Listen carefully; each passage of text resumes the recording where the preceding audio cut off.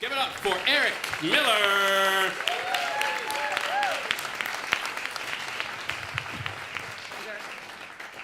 All right, howdy. So I'm a pretty avid cyclist. I came to it when I was living in Massachusetts.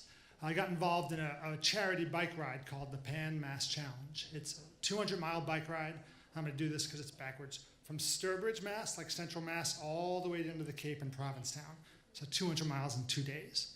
A buddy of mine got me into it because he knew that both my mother and grandmother were cancer survivors, and it was a major cancer fundraiser. And so I did it on his coaxing the first year on a mountain bike, which was brutal. It was horrible. I won't go into that, but I switched up. I elevated to a road bike the next year, and I was hooked. It's an amazing event. After about 3 years, my back just was a miserable mess. This is about 3 weeks before my 4th year ride. So I go to a doctor, takes a look at my x-rays, and he says, you shouldn't be on a bike. For those of you who ride a bike, it's like the worst possible position, for your back. And I had a really bad back, and I had this spine issue, and he essentially said, you're done, just stay off bikes.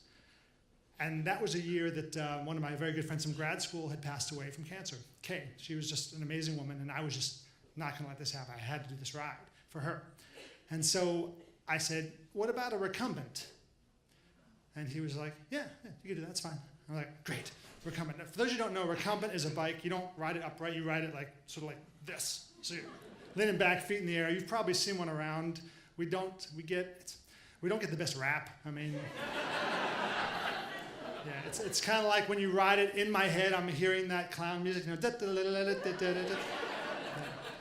But I had to find one. I had 3 weeks, so I had 3 weeks to find. 1 week to find it. I figured 2 weeks to train it, and I found one on Craigslist. This guy, he was selling it. It was a Lightning P38. I had no idea. It was all I could find. He was 5'3", I'm 5'9". I go out to try it out, and I'm like banging my knees into the handlebars. But I'm like, this is it. This is the bike. So I got it.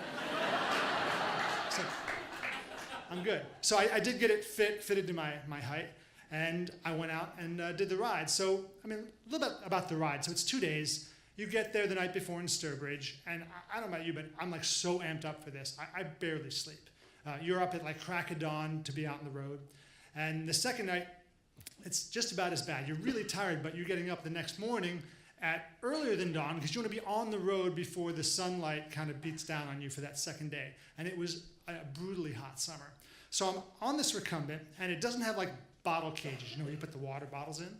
So I modified it with a camelback, one of those bags on your back, and it's got a tube, and it's like a colostomy bag, and you put it in your mouth. And so I'm set up, I'm chilling, I'm on my bike, I got the tube, I'm drinking, and I'm doing my ride. And as I said, it was hot. But what's fun about a recumbent, there's lots of things fun. First off, it's the handling's amazing. You're very low. We look up at bike riders, we call you guys wedgies, because you're way high up and you're uncomfortable. We're not. And the handling is just superior. It's like a Ferrari to a truck because your center of gravity is so low. And so I'm flying around, people are waving at me. It was a great, amazing ride, but it was hot. So second day, I am unbelievably sleep deprived.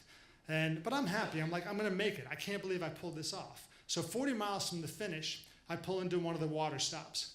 And I'm just feeling elated and exhausted and it's just tripping a little bit I won't go into that. But so I walk into the porta-john. Yeah. And, I do my business and I go to put my camelback back on and I hit the mouthpiece.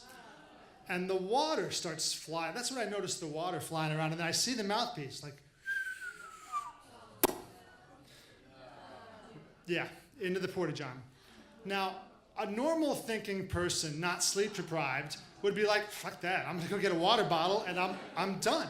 But I, for some reason, was just I have to, that's the only way I can drink, right? So, I mentioned sleep deprivation. It's a bad thing. So I only want choice. So I go down.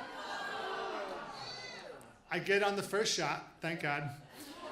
Now what the hell am I going to do? So basically, I burst out of the porta-john. I run to the nurse's station, and I'm like, this has been in a very dirty place.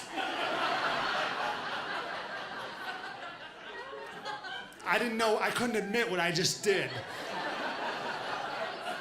And she was like, okay, well, here's a cup of alcohol and here's some soap and I'm just like, just washing this thing out. And I'm like, after a little while, I'm like, she's like, you know, that's made of silicone. It's not gonna absorb anything. I'm like, okay, pop it back on the tube, get back on the bike.